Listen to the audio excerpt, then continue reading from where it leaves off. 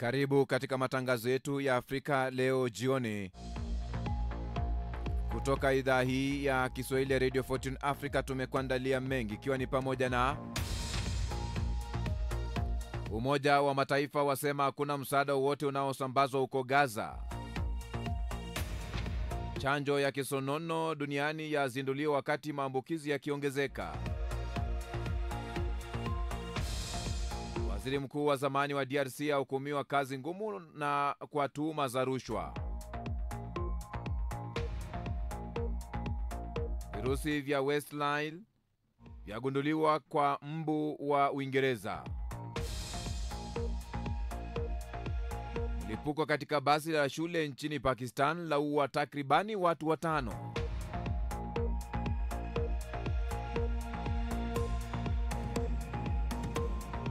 Jeshi la Sudan limekiri kuchukua udhibiti kamili wa eneo la Khartoum.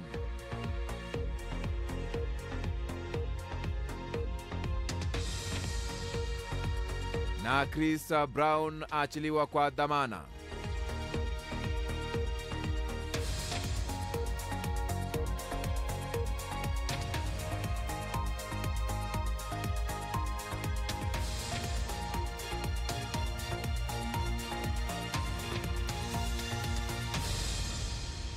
Naam, na tumai buheri wa afya pote pale ulipo duniani kwa moyo mkunjufu na mikono miwili. Hujambo na karibu kwenye taarifa yetu ya habari Afrika leo jioni. Jina langu ni Kantona Joseph. Afisa maalum wa usalama wa taifa Gerard Cannon anaendelea kutoa ushahidi wake ulioanza jana. Ameambia mahakama kuhusu dawa za kulevya zilizonaswa nyumbani mwa Cops Miami. Orodha hiyo inajumuisha cocaine, ketamine, MDMA, methamphetamine, Xanax na kemikali zilizopatikana katika eneo lenye uyoga. Gannon anasema baadhi ya tembe za MDMA za rangi tofauti zilizo na muhuri wa nembo maarufu ya chapa, ikiwa ni pamoja na baadhi yenye alama ya Tesla na nyingine kwa jina la nembo ya mavazi ya Supreme. Ventura ambaye alichumbiana na Cops kwa zaidi ya mwongo mmoja alitoa ushahidi wake wiki iliyopita. Ndani ya mahakama hiyo kuna chumba kilichofurika watu kwa ajili ya kufuatilia kesi.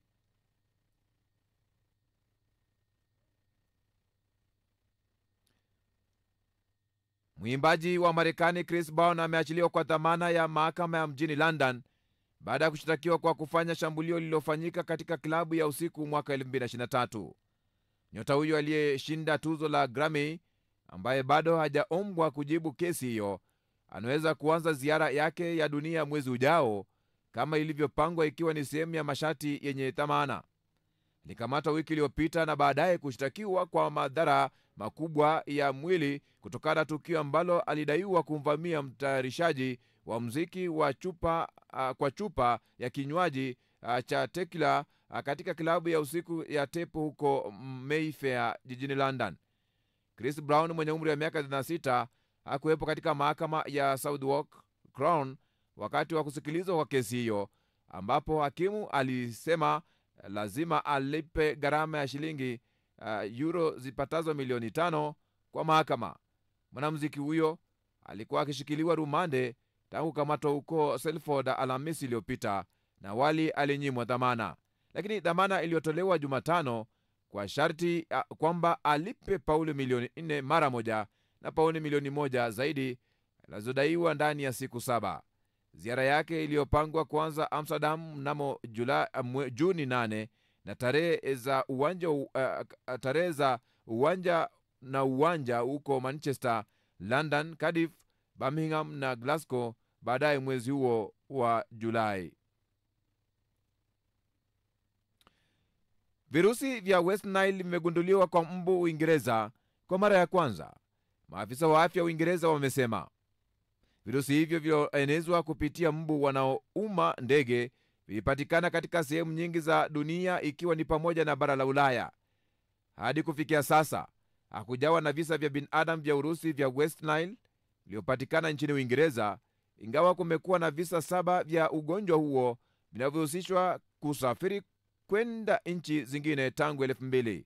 Virusi vya West Nile vimeenea katika maeneo kadhaa duniani, ikiwa ni pamoja na sehemu za Afrika, Asia, Amerika ya Kusini na Ulaya, na vinaongezeka katika miaka ya hivi karibuni.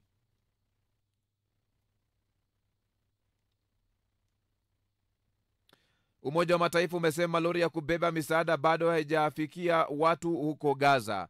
Hilo linawadia baada ya mfululizo wa mashambulio ya Israeli katika eneo hilo usiku kucha.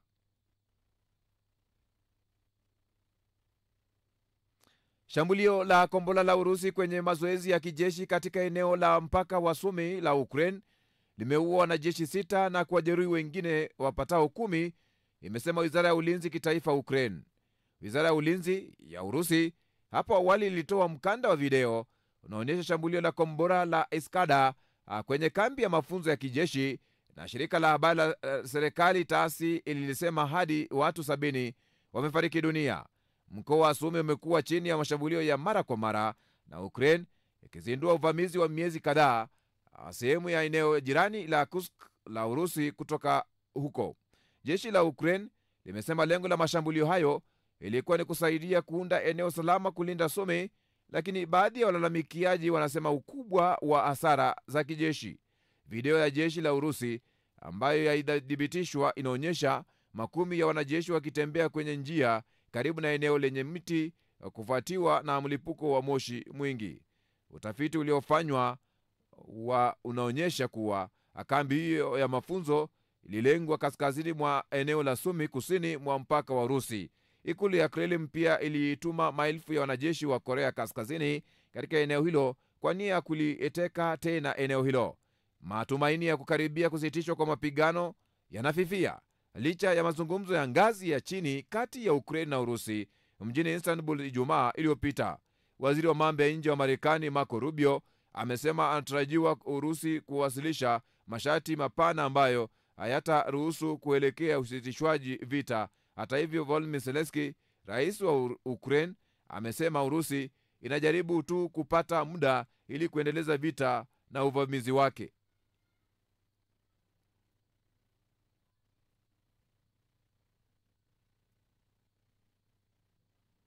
Jeshi la Sudan limekiri kuchukua udhibiti kamili wa eneo la Khartoum baada ya mapambano ya muda mrefu ya wanamgambo wa RSF magharibi mwa kusini mwa eneo hilo. Msemaji wa jeshi la Sudan, Brigedia Jenerali Nabil Abdullahi, amesema miongoni mwa maeneo yaliyochukuliwa na jeshi ni jiji kuu Khartoum na miji iliyo karibu ya Amduma na Khartoum kaskazini au Bahari. Haya yanajiri wakati ambapo Sudan inatuhumu Umoja wa Falme za Kiarabu kuhusika na shambulio katika mji wa Port Sudan mwezi huu.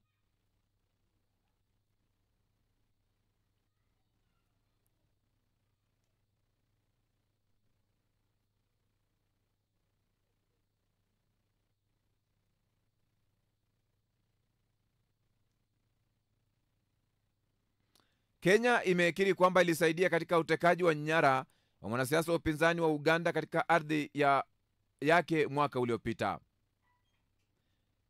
Kizza Besigye, miaka 68, alitekwa nyara na watu ambao walikuwa wamejiami kwa silaha jijini Nairobi mwezi Novemba mwaka jana, kabla ya kuonekana katika mahakama ya kijeshi nchini Uganda siku chache baadaye. Besigye, daktari wa zamani wa Rais Yoweri Kaguta Museveni, ambaye aliongoza Uganda kwa karibia miaka 40, amekuwa akijaribu kuwania katika uchaguzi wa urais dhidi ya Museveni bila mafanikio. Awali serikali ya Kenya ilikuwa imekanusha kuhusika katika utekaji wa mwanasiasa huyo mkongwe. Akizungumza katika mahojiano ya televisheni ya ndani, waziri wa mambo ya kigeni wa Kenya Musalia Mudavadi alikiri kwamba nchi yake ilishirikiana na mamlaka ya Uganda kwenye suala hilo. Mashirika ya kutetea haki za binadamu yanasema mashtaka ya uhaini dhidi ya Besigye yanahusishwa na uchaguzi mkuu mwezi wa Januari. Inatarajiwa kwamba huenda Museveni mwenye umri wa miaka 80 atakuwa anatafuta kuchaguliwa tena kwa mula mwingine. Kesi dhidi ya Besigye ilihamishwa katika mahakama ya kiraia baada yake kuanza mgomo wa kutokula chakula mapema mwaka huu. baada ya kesi yake kusikilizwa siku ya Jumatano ya wiki hii iliahirishwa hadi Mei 29. Mwanaharakati amesema hatua za serikali kuwateka wanachama wake na kuwafungulia mashtaka ni sehemu ya njama ya serikali kuyumbisha demokrasia barani Afrika. Mwanasiasa wa upinzani nchini Tanzania Tundu Lissu naye pia anakabiliwa na kesi ya uhaini kuelekea uchaguzi mkuu wa mwezi Oktoba.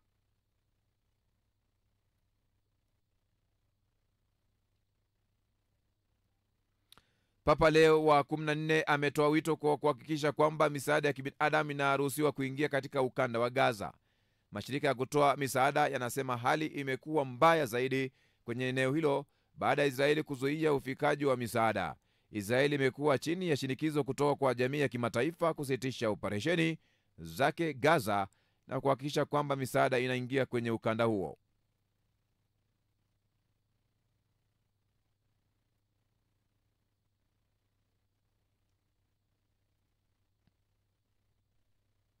Waziri wa mambo ya nje wa Kenya Musalia Mudavadi amejikuta katika shinikizo la ukosolewa mkubwa kufuatia matamshi aliyoyatoa hapo jana kuhusu wanaharakati wa Kenya waliofukuzwa Tanzania.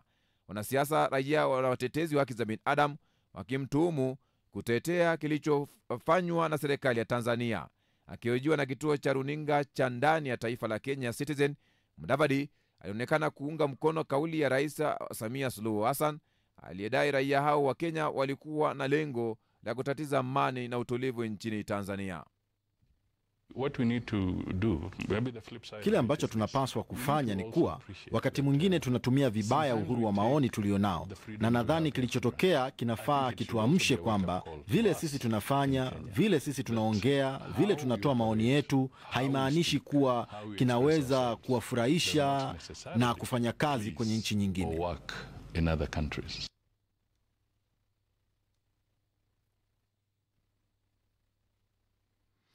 Nchini DRC, gavana wa jimbo la Kivu Kusini Jean Jacques Purusi Sadiki amerejea mjini Uvira siku ya Jumanne baada ya ziara ya miezi mitatu mjini Kinshasa kufuatia uvamizi wa waasi wa AFC na M23 wanaosaidiwa na Rwanda kwenye mji wa Goma, Bukavu. Nchini DRC, gavana wa jimbo la Kivu Kusini Jean Jacques Purusi Sadiki amerejea msikilizaji mjini Uvira hapo jana baada ya zaidi ya miezi mitatu mjini Kinshasa kufuatia uvamizi wa waasi wa M23 wanaosaidiwa na Rwanda kwenye mji wa Goma na Bukavu. Kufahamu mengi zaidi, hii hapa taarifa yake Emmanuel Makundi.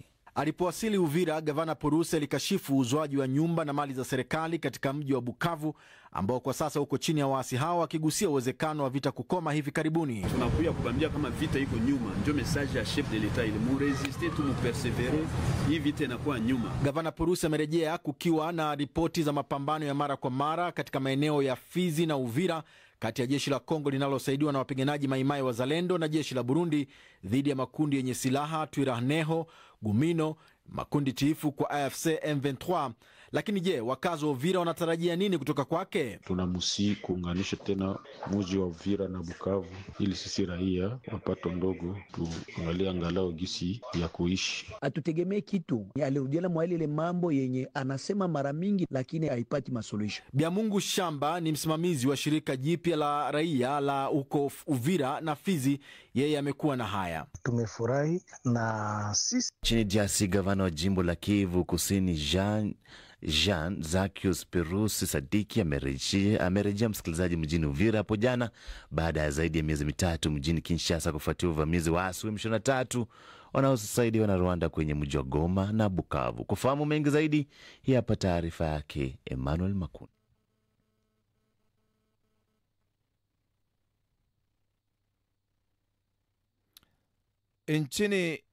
Nchi wanachama wa baraza la shirika la afya duniani WHO hapo jana kwa kauli moja waliridhia mpango wa kidunia kuhusu namna bora ya kukabiliana na magonjwa ya mlipuko, ambapo hata hivyo kutokuwepo kwa Marekani kunatia shaka ufanisi wa itifaki iliyotiwa saini.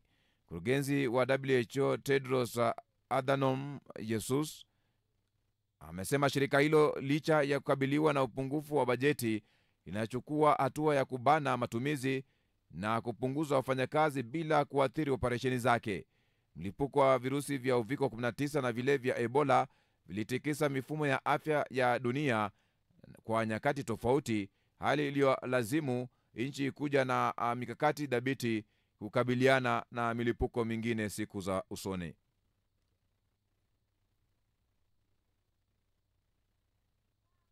Waziri mkuu wa zamani wa DRC Augustin Matata Ponyo hapo jana alihukumiwa kifungo cha miaka 10 jela pamoja na kufanya kazi ngumu baada ya kukutwa na hatia ya makosa ya rushwa kutokana na ubadhirifu wa dola karibu milioni 247. Jana amehukumiwa kifungo cha miaka 10 jela pamoja na kufanya kazi ngumu baada ya kukutwa na hatia ya makosa ya rushwa kutokana na ubadhirifu wa dola karibu milioni 247. Matata mara zote amesitiza kesi yake ilichochewa kisiasa, mashtaka yaliyotokana na kashfa mradi wa kilimo wa Bakangolozo. Msikilizaji, Lore Oyembe ni wakili wake. Kulikuwa na kila kitu isipokuwa sheria. Ni muunganisho wa ukweli uliojitenga wa sheria. Uamuzi huo umetenganishwa na ukweli na unabadilisha uaminifu wowote wa taswira ya mfumo wetu wa haki. Tutaanzisha, ikiwa wateja wetu watakubali, ombi la kuonyesha hukumu hiyo imepingana na katiba. Tuna uhakika kwamba hii ni kesi ya kisiasa. Uamuzi huu hautuzuii. Mashtaka, msikilizaji, yalitokana na kashfa mradi wa kilimo wa Bukangalozo.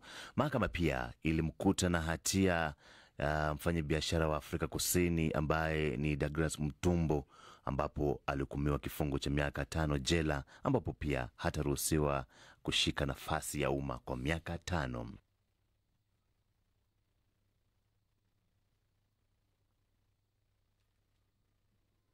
Bunge la Uganda Jumanne ya wiki hii lilipitisha mswada tata wa kisheria kuhusu UPDF, mswada ambao sasa utaruhusu mahakama ya kijeshi kusikiliza kesi za kiraia, hatua ambayo imeenda kinyume kabisa na uamuzi wa hivi karibuni wa mahakama ya juu ambayo ilisema mahakama hizo hazina hadhi kikatiba kusikiliza kesi za kiraia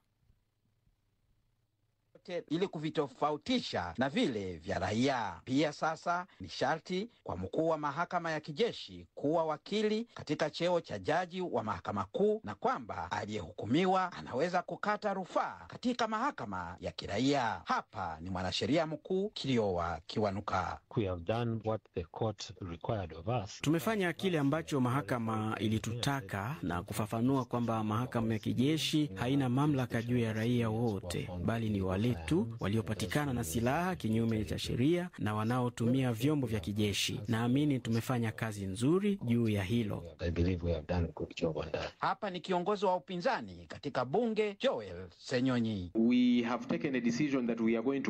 Tumechukua uamuzi wa kwenda kwenye mahakama kwa sababu tuna sababu za kutosha. Kwa mfano, uamuzi wa mahakama ya juu kutoa hukumu raia kwenye mahakama za kijeshi umepuuzwa na hapakuwa na mashauriano ya kutosha ya wadau mbalimbali. Timothy Chimonges ni mchambuzi wa matokeo bungeni. Serikali ambayo tuko nayo ni serikali ya kimajeshi. Wanataka kuhakikisha ya kwamba ni wao wanazidi kuongoza. Sheria hii imepingwa na watetezi wa haki za binadamu na upinzani, wakisema kwamba itatumika kuwalenga wakati nchi inakaribia uchaguzi ujao. Kenneth Lukwago, Kampala, RFI Kiswahili.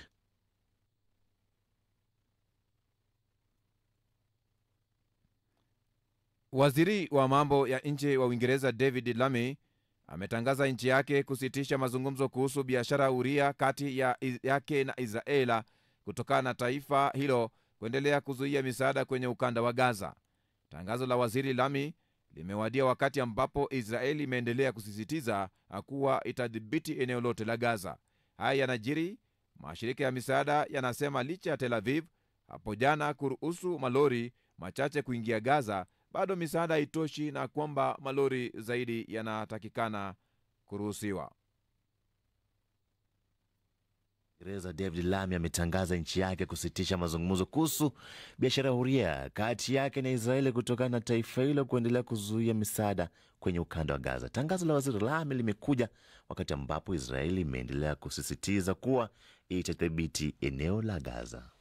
Netanyahu's government is planning to drive Gaza Serikali ya Netanyahu inapanga kuwaondoa raia wa Gaza kutoka kwenye makazi yao na kuwapeleka kwenye eneo dogo la kusini mwa Gaza. Lazima tukitaje hiki kama kilivyo: ni ubaguzi, ni hatari, ni unyanyasaji, ni ukatili, na nalaani kwa nguvu zote. Netanyahu, ondoa zuio hili haraka na ruhusu misaada kuingia. Haya yanajiri wakati mashirika ya misaada yakisema licha ya Tel Aviv hapo jana kuruhusu malori machache kuingia Gaza, bado misaada haitoshi na kwamba malori zaidi yanatakikana kuruhusiwa.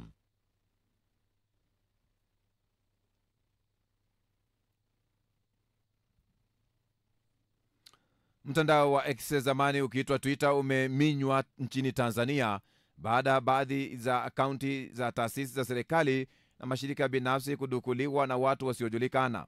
Taasisi ya NetBlocks ambayo ilifuatilia uhuru wa upatikanaji wa huduma za intaneti duniani imeripoti kwamba usiku kucha mtandao wa X umeminywa na mpaka leo asubuhi watumiaji wa mtandao huo nchini humo walikuwa hawawezi kujiunga nao.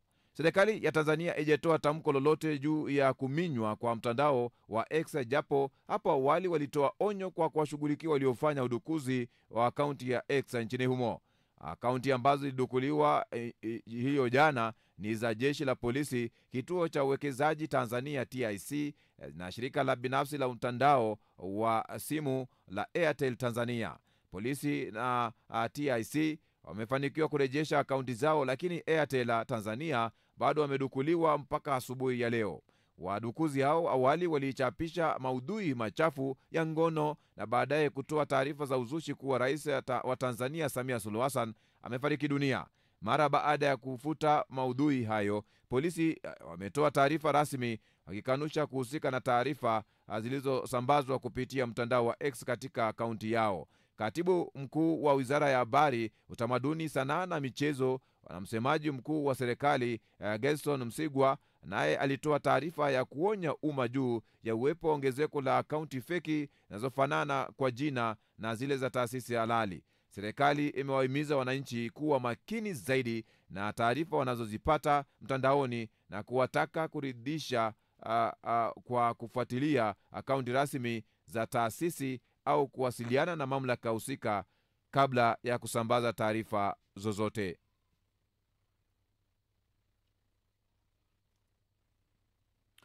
Tangazo la Joe Biden ni kwamba alipatikana na saratani ya tezi dume limefufua maswali kuhusu masuala ya kiafya ambayo rais huyo wa zamani wa Marekani alikuwa anakabiliana nayo alipokuwa katika ikulu ya White House. Katika taarifa ya Jumapili, ofisi ya Biden ilisema mzee huyo mwenye umri wa miaka 82 alibainika kuwa na maradhi hayo siku ya Ijumaa baada ya kuonana na daktari kutokana na dalili zilizojionyesha za njia ya mkojo. Baadhi ya madaktari wameelezea kushangazwa na aina hiyo kali ya saratani ambayo imesambaa hadi kwenye mifupa yake, haikugunduliwa mapema. Wengine wamesema kwamba saratani zinaweza kukua haraka bila mgonjwa kuonesha dalili na kwamba wanaume zaidi ya 70 hawachunguzwi mara kwa mara. Rais Donald Trump aliwaambia waandishi wa habari siku ya Jumatatu kwamba mtangulizi wake alipaswa kuwa wazi zaidi kwa umma, akionekana kuashiria kuwa mtambuzi wa saratani ulikuwa umefichwa, kauli iliyokanushwa na msaidizi wa Biden. Uingereza itakuwa nchi ya kwanza duniani kuanza kutoa chanjo ya dhidi ya ugonjwa wa zinaa wa kisonono. Itapatikana kwa kila mtu. Lengo zaidi litakuwa ni kwa wanaume wenye kujihusisha na mapenzi kwa jinsia moja na wapenzi wawili wenye historia ya kuwa na wapenzi wengi au waliokuwa na historia ya kupata magonjwa ya zinaa. Chanjo hiyo ina ufanisi wa 30% hadi 40%, lakini NHS England inatumai kuwa itabadilisha idadi inayoongezeka ya maambukizo. Kulikuwa na kesi zaidi ya 85,000 mnamo mwaka 2023, juu zaidi tangu rekodi zilipoanza mnamo mwaka 1918. Ugonjwa wa kisonono hauonyeshi dalili wakati wote, lakini zinaweza kujumuisha maumivu, kuvimba kwa sehemu za siri na utasa. Ni watu ngapi watachagua kuchanjwa haijulikani, lakini makadirio ya chuo cha Imperial London yanaonyesha kwamba ikiwa chanjo itathibitishwa kuwa maarufu, basi inaweza kuzuia kesi 1,100.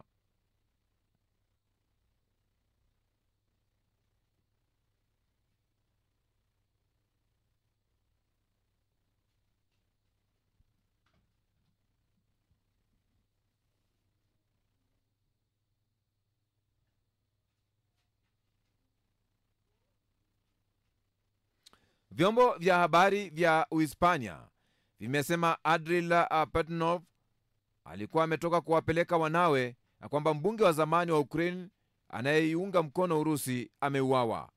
Vyombo vya habari vya Uhispania vimesema Andriy Petrov alikuwa ametoka kuwapeleka wanawe shule ndipo alipouawa kabla ya kuingia kwenye gari lake. Marekani ilimuwekea vikwazo mwaka 2021 kutokana na madai ya ufisadi. Mamlaka nchini Ukraine hata hivyo hazijatoa tamko lolote kuhusu tukio hilo, ila nchi hiyo imehusishwa na mauaji kadhaa nchini Urusi na maeneo ya Ukraine yanayokaliwa na Urusi tangu kuanza kwa uvamizi wa Urusi mwaka wa 2022.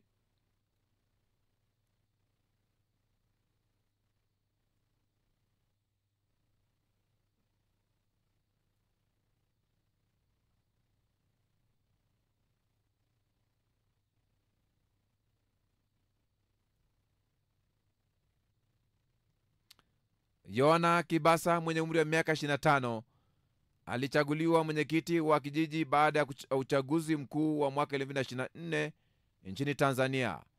Anajitahidi kutimiza ahadi zake na kudhibitisha kuwa umri si kikwazo kwa ufanisi wa kisiasa. Amezibeba kwa maana tunafurahi sana kuhusu.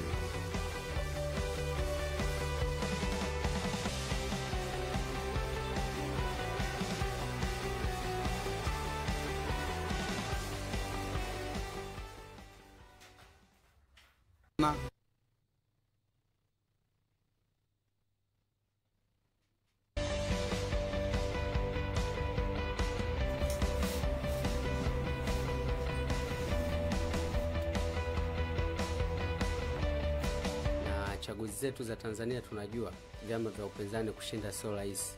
Kwa hiyo nilitumia nguvu yangu ya ushawishi kwa wananchi kwa kuwaambia kama wananiamini wanipe fursa ili niwaonyeshe pia uwezo wangu wa kiuongozi. Kwa hiyo wananchi walinipa ridhaa kwa kuweza kunichagua na kuwa mwenyekiti wao wa kijiji cha Nyamvisi.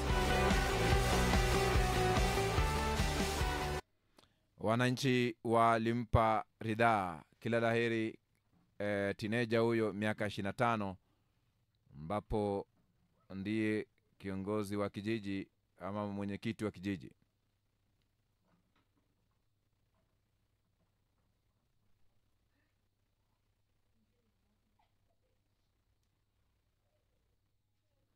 Na kwa uzi huo basi napata fursa ya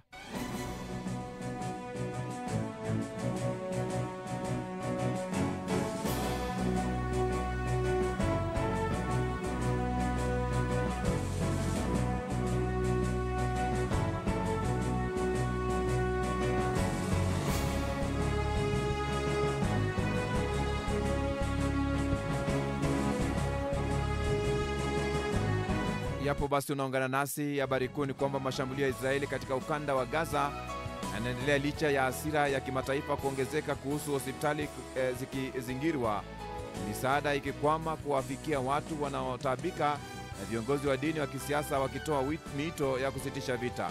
Papa Leo wa 14 ameongeza sauti yake miongoni mwa walioguzwa na janga hilo, akitoa wito kwa dharura kwa Israeli kuruhusu misaada na kukomesha umwagaji damu.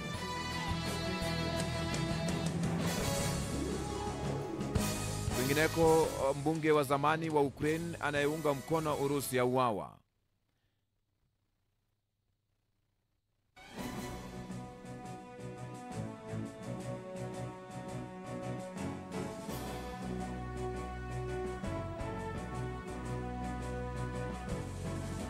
Tunakuomba mpenzi msikilizaji, simama na kituo hiki kufikia malengo yake ya uratibu kwenye hatua ya kununua transmitter yenye uwezo wa kurusha matangazo yake mbali na kwa njia nzuri yatakayotanua wigo letu na kuwafikia mamilioni ya watu kwa njia FM.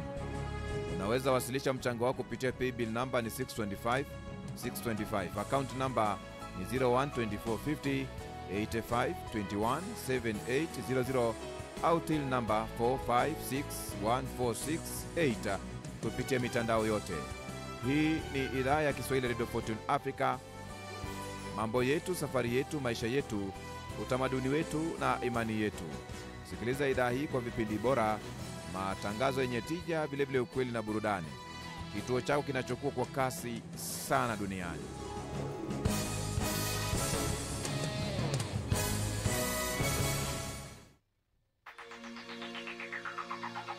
Moja kwa moja tunaelekea katika sehemu ambayo ni ya kuweza kusoma jumbe na maoni ambayo namna hiyo umeweza kuyachapisha kupitia njia tofauti kwenye majukwaa tofauti kwa sababu ya taarifa ambazo tunakuletea. Tunaanza naye Juma Kapingu. Juma Kapingu anasema hivi: mfano mimi nchi yangu ni Tanzania, nigeuke nianze kuunga mkono Kenya au Rwanda? Haijalishi serikali yangu inanitendea nini, lakini kamwe siwezi kuwa kinyume na ndugu zangu. Huyo hukumu ya kifo ni haki kwake. Ambapo mbunge wa zamani wa Ukraine anayeunga mkono Urusi auawa.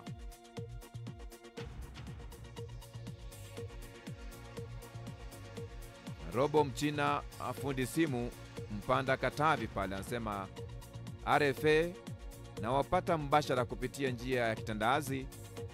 Matangazo yenu ni mufti. Asante na karibu.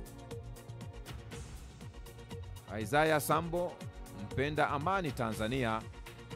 Kuuawa kwa mbunge huyo wa zamani inaonyesha wazi ni kwa sababu ya kuonekana kuwaunga mkono Urusi ambao masimu wa Ukraine na kuisaliti nchi yake ya Ukraine. Omari Ishomeri anasema kwamba Ukraine ni wauaji, wanafanya matukio ya kigaidi.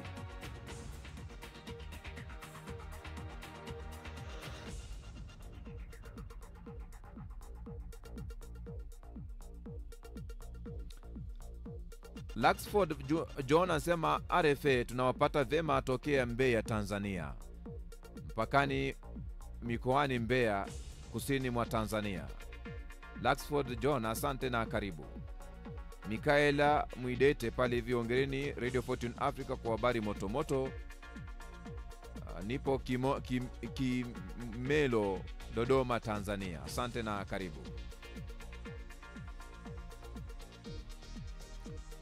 Kwenye habari kwamba Kenya yakiri kuhusika katika utekaji nyara wa Kizza Besigye wa Uganda, kwamba Babu Makundi anasema Afrika ovyo sana. Viongozi wengi wanaona madaraka ndiyo kila kitu kwao, kwamba gharama ya haya yote ni nini?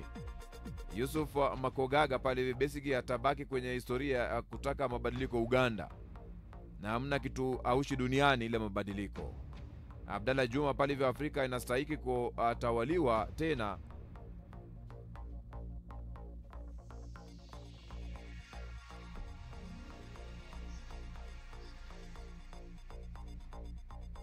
Kwa sababu ndiyo chanzo cha Afrika kujitambua.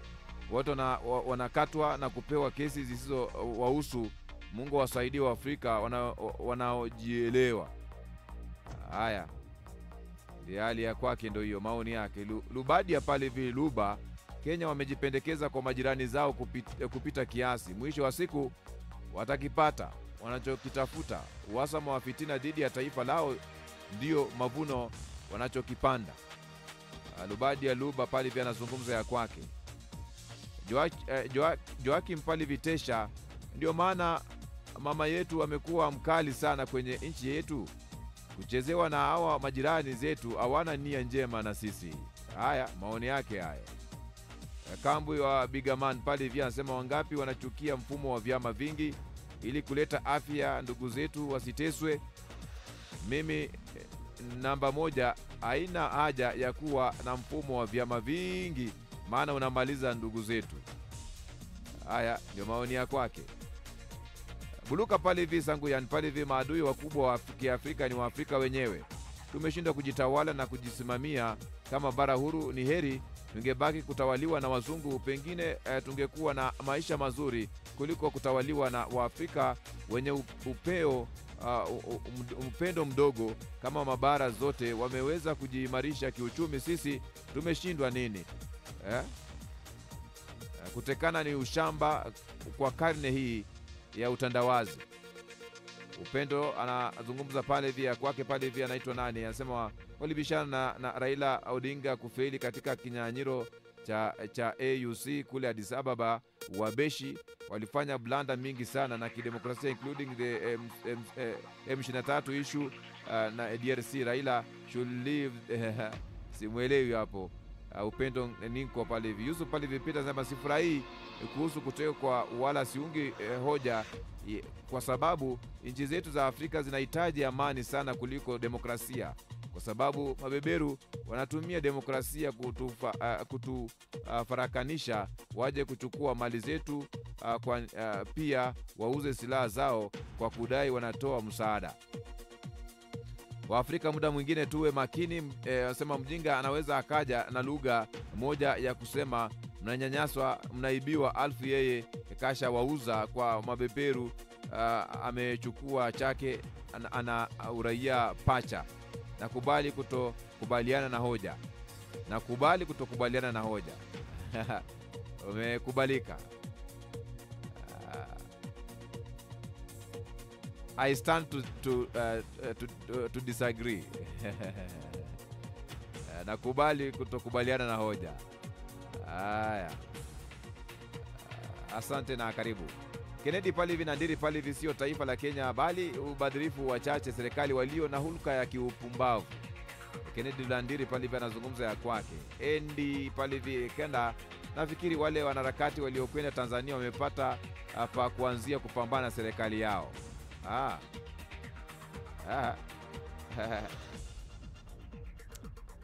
Ndio hali halisi popote pale ulipo, na habari kuu ambayo namna hiyo inagonga vichwa vya habari popote pale ulipo ni kwamba vyombo vya habari vya Hispania vimesema Adri Portnova alikuwa ametoka kuwapeleka wanawe shule ndipo alipouawa kabla ya kuingia kwenye gari lake. Marekani ilimwekea vikwazo mbunge huyo wa zamani wa Ukraine anayeunga mkono Urusi, ambapo mwaka wa 2021 kutokana na madai ya ufisadi.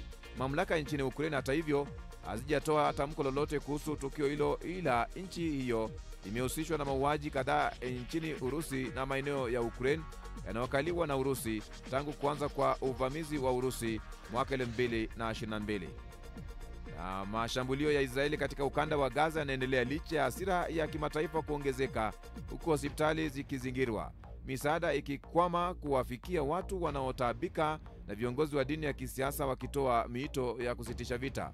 Papa Leo wa 14 ameongeza sauti yake miongoni mwa walioguswa na janga hilo, akitoa wito wa dharura kwa Israeli kuruhusu misaada na kukomesha umwagaji damu.